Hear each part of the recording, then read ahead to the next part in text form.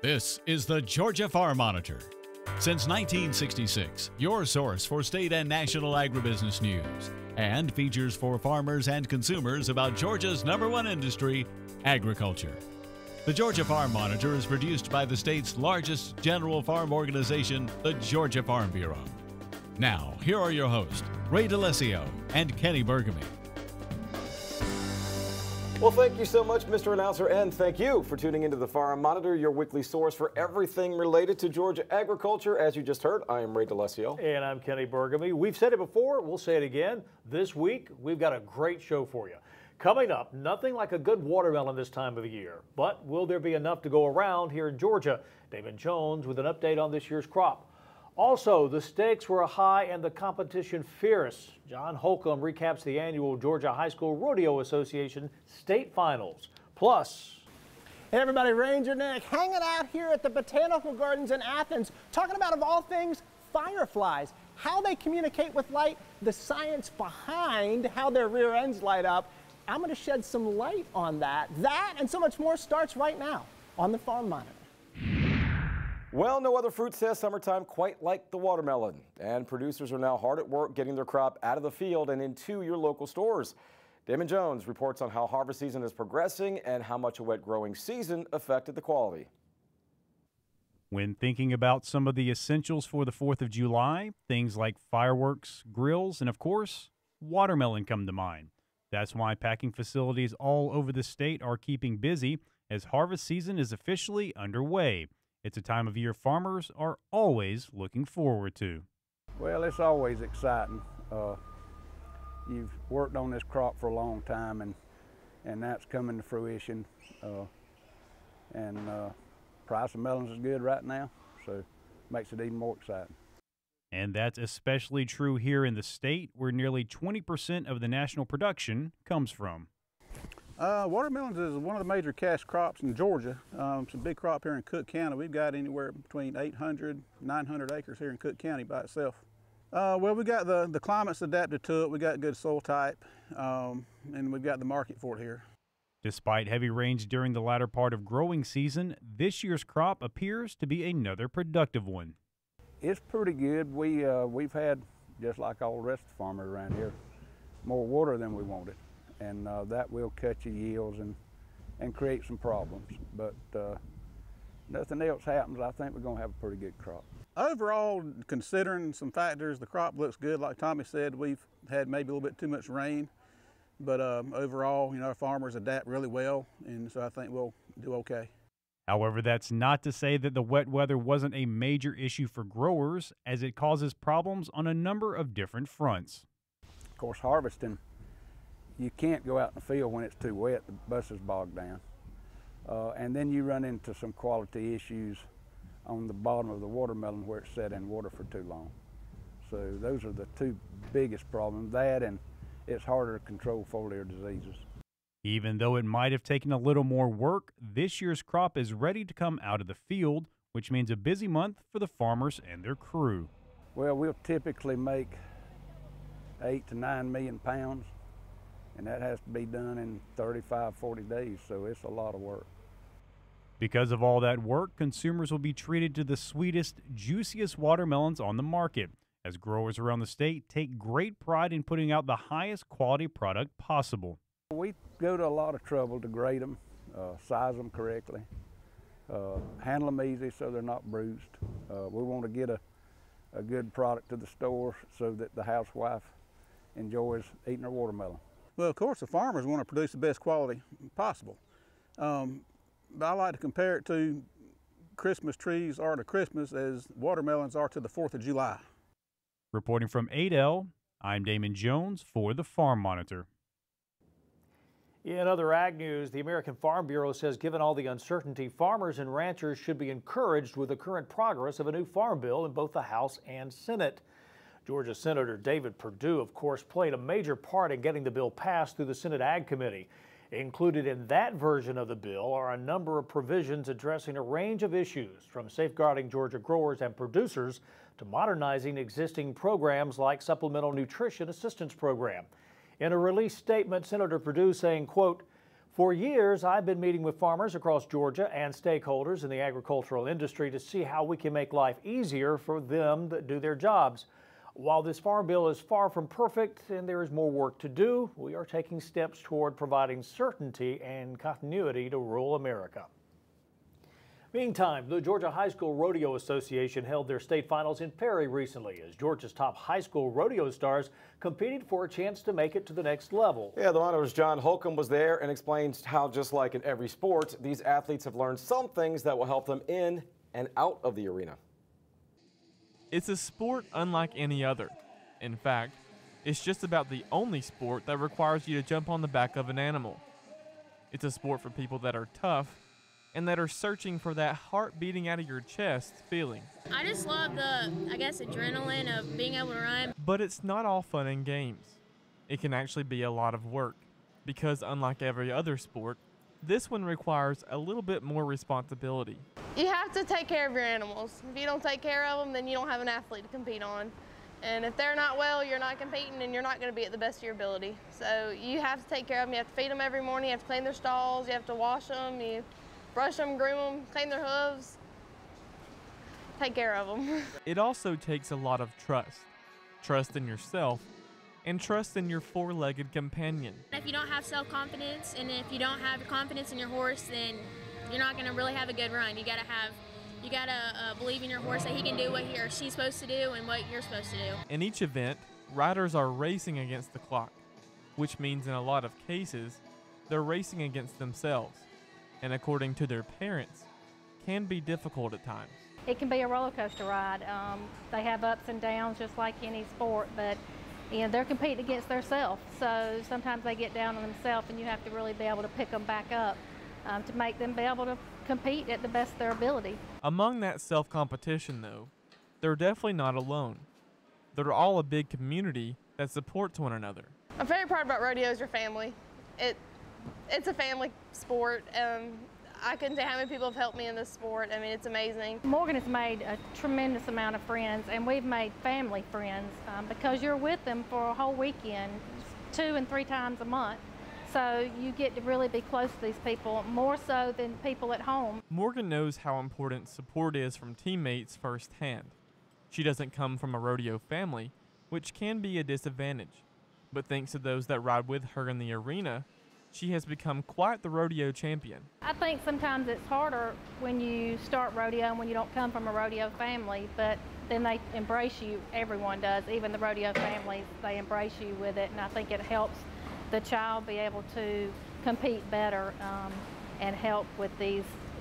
They get help from the other contestants. She has won 6 saddles, more than 30 belt buckles, and has qualified for state 6 times and nationals 4 times during her time competing in rodeo, and doesn't plan to stop anytime soon. After this rodeo, I'm hoping to go on to the national finals in Rock Springs, Wyoming. And then after my senior year, I pray and hope that I go on in the college rodeo world and can do something there, and I plan to be a physical therapist, so we'll go from there. And as for Brooklyn, pretty much the same thing. I plan to hopefully make it to nationals one day and keep doing what I love to do in rodeo. Reporting in Perry for the Farm Monitor, I'm John Holcomb.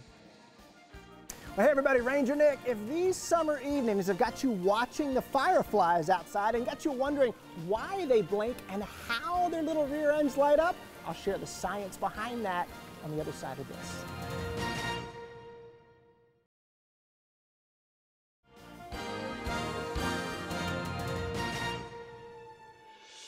My name is Ann Wiles, and I'm the owner and operator of the Blueberry Barn, located in downtown Alma, the blueberry capital of Georgia. The Blueberry Barn was started about 5 years ago. After I retired from Extension as a 4-H agent, the Lord just laid upon my heart that I should open this store to help promote what Alma is known for, blueberries. Georgia blueberries are absolutely the sweetest berries, and so our berries make wonderful products, and I try to locate as many blueberry products as I can locally, Georgia grown, and throughout the country to try to have everything in one place. So when you come to Alma, you got to come see me, because I not only sell jam and jelly and syrup, barbecue sauce, but I also sell ice cream, and I have fresh blueberries in the store when it's the season. I spent many hours at night on the internet, on the phone, talking to people. And when I look back at those pictures 5 years ago, I kind of chuckle. I had almost nothing in the store when I opened. Blueberries are just such a versatile crop, and they're one of nature's finest fruits. You get more antioxidants out of blueberries than over 40 other fruits and vegetables. They are so nutritious and delicious that I just feel like if people could see everything that could be made from a blueberry, they would just be amazed. Other than promoting a product that is just amazing, I love the people. I get to meet so many wonderful people. I'm located real close to US 1, that's a well-traveled road here in Alma, and people will see the sign on the corner and they'll stop in here, and I've had people from Germany, from Hawaii, Nebraska, California, Oregon, and I'm a people person and I love to talk to people, so that is probably the best thing about this job, is just getting to meet new people. A lot of people who grow up in town, kids just grow up in a city and they don't know where their food comes from, and most people coming through will stop and they'll say, did I just see blueberries? Is that, I've never seen a blueberry. I just saw people picking something. Is that blueberries? And yes, it is definitely an educational part of my job, is to teach people about blueberries, why they are nutritious, why they are important, how they're grown, how they're picked. Just when you think he's fresh out of ideas, a light comes on in Ranger Nick's head. Yeah, this month he actually saw a light, and that got his wheels turning. Well, as we approach the 50th Ranger Nick episode, so hard to believe, folks often ask me, Ranger Nick, how do you come up with the ideas for the show? Well, honestly, sometimes they just come to me. The light comes on in my mind. My son and I were spending some time out in the backyard not too long ago, summer evening, getting dark. Fireflies are starting to flicker in the distance, and I wondered, how is it that their rear ends light up, and why do they light up? So I reached out to a friend of mine who's got the answers, happens to be a national expert in this, Dr. Catherine Stenger-Hall. Doc, good to see you and spend some time with you. So all the inquiring minds at home want to know, how is it that a firefly can light up like that? How does that happen? Well, basically they do chemistry. So if you turn them around on their backside, what you see on their tummy is 2 yellow segments, and this is where the chemistry takes place. Okay. And all they need for that is an enzyme and a molecule that they transform, and then they add oxygen to the mix, and you get light emission. And it lights up like that, and they light up. Who is they? Is this male, female, both? How does that work? In many species, it's both males and females that do that, and usually the males fly around searching for a potential mate sitting somewhere in the grass. They flash their species-specific little Morse code. Interesting. And when the female recognizes the Morse code, she basically turns around and answers the male. Interesting. If the male sees it, the male responds, and so they engage in a courtship dialogue, and eventually they mate. So it is a courtship thing. So the female is sitting over there, the male is trying his best to get her attention. Sounds very familiar to me how this works. This idea of flashing back and forth and then making a decision about whether or not to pair up. Well, what I want to do is I want to talk about how this faculty member studies fireflies and how they flash back and forth. And I want to go there next to kind of brighten everyone's day. So let's do that next. So here we're checking out some different species of fireflies that Dr. Stenger-Hall studies. Just some examples there. And we learned a minute ago that we know that the male is the one that's communicating with the female, trying to get her attention, as is the case in many different species out there. If the female likes what she sees, she flashes that light back, and things go from there. When does this begin in their life cycle? Do they have to be of a certain age to light that light or not? Well, actually, the eggs already can light up as soon as they're laid. But then when the larvae hatch out, they can produce their own light. And they do that for about 1 to 2 years in the soil. Pretty much whenever they get disturbed or somebody threatens them as a potential predator. Interesting. So if they're upset, if things are not going their way, that light is coming on, letting others know, I'm toxic, leave me alone. Very interesting. Now, when we think about the blinking of that light and the chemistry behind that, do all species of fireflies blink the same way, or how does that work? How do you look at that? It actually turns out that's how the female and males can tell each other apart and what's the right species. Most of the information is probably in how many flashes a male will blink, how the interval is, the time delay between individual flashes. Interesting. And the female will watch that closely, and if it matches her expectation, she decides to basically blink back. Interesting. Again, the male watches. If that's the right interval, the male keeps coming back, and so it goes back and forth a few times. And the whole idea is to reduce potential mistakes in mating between males and females. Wow, so it's Morse code, almost like in lights. That's right. So I'm standing outside here with Catherine. You know, the female fireflies, she was saying, spend a lot of their time in the trees, and I'm trying to signal to them that I'm down here. No, seriously, they wouldn't be out there in the day. But Catherine, how are firefly populations doing nationally? So many people you talk to, they say they're declining. We see less and less of them. Okay. And that's partly due to development, to training of the wetlands that they like to live in, especially as larvae. Okay.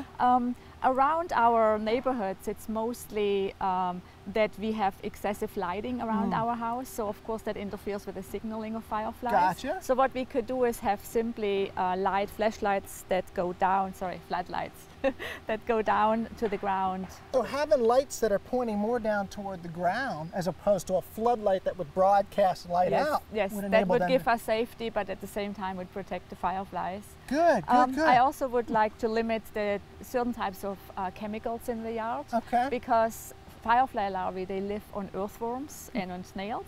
So the general rule is whatever keeps those happy, that will nurture the firefly larvae during 2 years, and then you get the adults flashing in your backyard. Right, so we've got to create this nursery for those babies with earthworms and with the snails. So, Doc, thank you so much for spending time with me. Who knew all this? I hope it's been enlightening for you and brightened your day and all this. Y'all, we've had a blast talking about fireflies. Y'all know what to do. Hop online, check out the Farm Monitor on Facebook, and while you're online, check out my Ranger Nick Facebook page. I love it when you do that. We do those Friday Fly Days every week. Appreciate y'all watching. And of course, as always, for the Farm Monitor, I'm Ranger Nick, reminding you that enthusiasm is contagious. So pass it on. Y'all, thanks so much for watching, and we'll be seeing you when we get back together again next month. See ya. When we come back, a growing hope and the continued faith following last year's devastation from Hurricane Harvey. The incredible story on how these coastal farmers are battling back.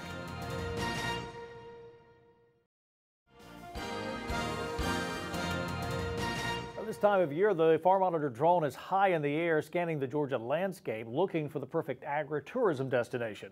Recently, the drone found its way to Lowry's Farm Market in Rome, Georgia.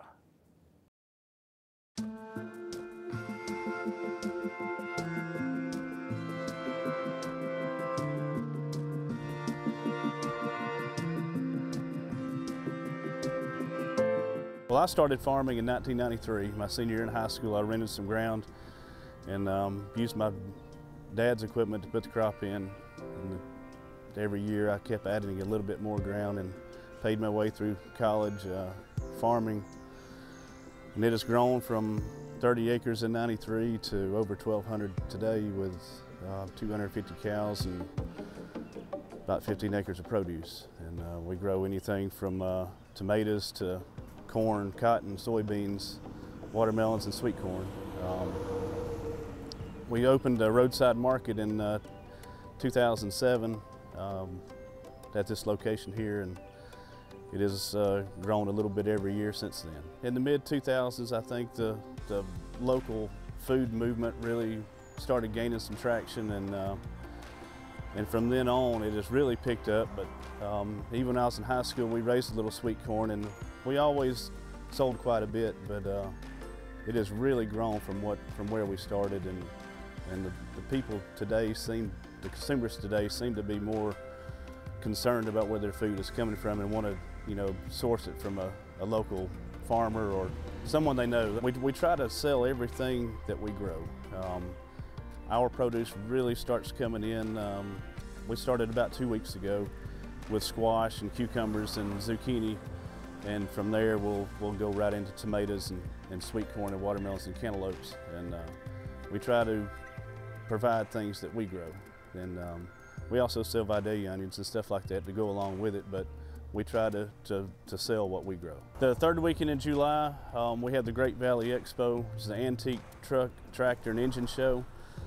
We also have arts and crafts and a a lot of food vendors and live entertainment.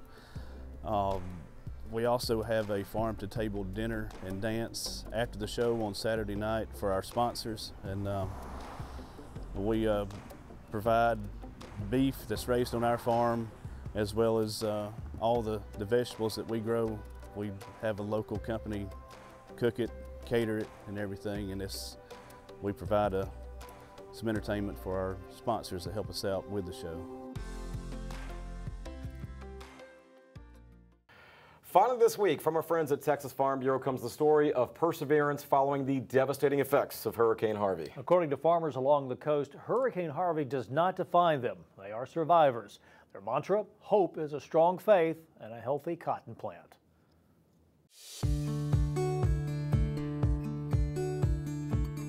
Every cotton plant equals hope along the Texas coast. A new beginning, a way forward. Remnants of Hurricane Harvey are still visible. Ruined cotton modules line Daniel Gravanovic's fields. They stand as a stark reminder of last year's devastation. The best crop in years, gone with a storm. But farmers on the coastal bend are not focused on the past. They're striving for the future. Last year has nothing to do with this year. You have to move on from the past and go with the new. Daniel farms near Wharton with his dad, F.D. His family has been farming along the coastal bend for 3 generations. They grow other crops, but cotton's become their mainstay. It was just 9 months ago Harvey rained down sorrow and destruction on Texas, but the green stalks emerging from this coastal soil are a testimony of tenacity, the grit to never give up. We didn't get the wind like, say, Rockport area and so on, but we did have a lot of rain. But then later we had a flooding that came 3 or 4 days after. That's really what affected our area. 20-plus inches of rain were almost bearable until the deluge of water Harvey dumped upstream started overflowing the banks of area rivers. The Colorado and the Bernard rivers met and became one huge swath of water, flooding Daniel's fields up to 2.5 feet deep. Some of his cotton was harvested, some waiting to be picked up by the gin, and some went underwater. But now those once flooded fields have given way to new life. Rows of young cotton plants reaching for the sky, determined to survive where destruction once reigned. A vivid picture of the spirit of Texas coastal farmers. Been farming all my life. That's what farmers do. You don't back up just because one is bad. We don't always have a good year. We have more bad ones than good ones. So you just got to go back again. That's all you can do. The epicenter of the historic hurricane hit near Rockport. Bayside Richardson Co-op Gin was one of the casualties of the Category 4 storm. Over 100-mile-an-hour winds tore off almost half the roof, destroying 2 of the walls, a warehouse, a seed house, and much more. Rain poured inside the exposed gin. Outside, a sea of ruined cotton covered the module yard. I started trying to figure out, where do we go from here? How do I get this mess cleaned up and put back together to finish the crop we had already harvested? The more we looked, the more damage we found, and realized that it just wasn't going to be feasible to get it back up and running. David found other local gins ready to help finish ginning the salvageable cotton.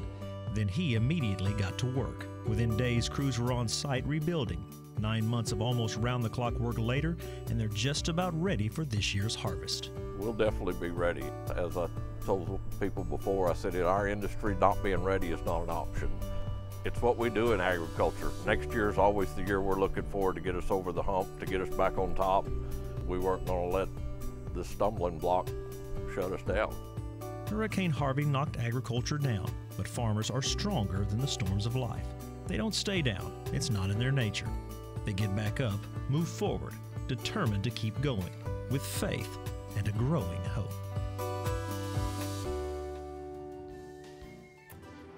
All right, that's going to do it for this week's edition of the Georgia Farm Monitor. Here's a reminder for all the latest ag info regarding food-grade recipes and what's happening out on the farm.